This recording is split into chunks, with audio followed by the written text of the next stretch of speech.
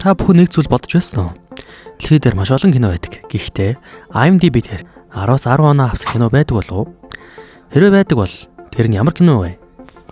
Харин байдаггүй бол яагаад тийм кино байдаггүй юм бол? Өнөөдөр бидний сонирхолтой асуултын хариултыг хамтдаа олж мэдцгээе. Юуны өмнө IMDb гэж юу болохыг тайлбарлая. IMDb буюу Internet Movie Database гэдэг нь кино мэдээллийн сайт юм.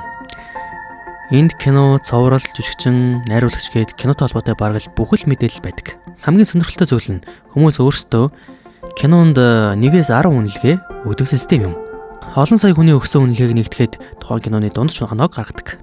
Тэгвэл IMDb дээр үнэхээр 10-аас 10 оноотой кино байдаг юм болов уу? Мэдээж үгүй ээ. IMDb-ийн жагсаалтанд буюу топ 250 киноны жагсаалтанд 10-аас 10 оноотой кино байдаггүй ээ. Гэхдээ 10-тай ойрхон кинонууд бол зөндөө байгаа.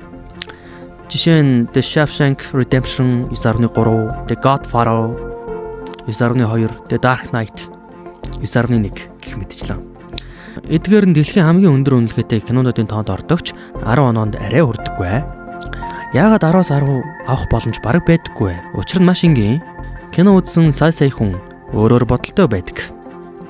Зарим нь 10 өгнө, зарим нь 9 өгнө, зарим нь бүр 5 ч үж магадгүй. Тиймээс маш олон үнийн үнэлгээний хилээд 10 гэсэн төгсдөө баг гардаггүй. Тиймээс IMDb дээр 9-өөс дээш үнэлгээ авсан кинонууд аль хэдийн маш өндөр үнэлгээ авсан гэж тооцогддог.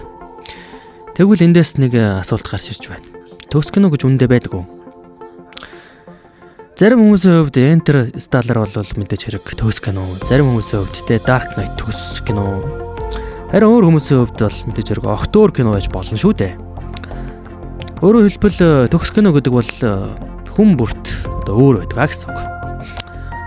Тэгэхээр бидний мэдэж авсан зүйл бол мэдээж хэрэг IMDb дээр аль бие осоор 10-аас 10 үнэлгээтэй кино бараг байдаггүй. Гэхдээ 9-өөс дээш үнэлгээтэй кинонууд бол дэлхий дээр хамгийн шилдэг кинонуудын тоонд ордог. Харин таны хувьд 10-аас 10 кино аль нь вэ?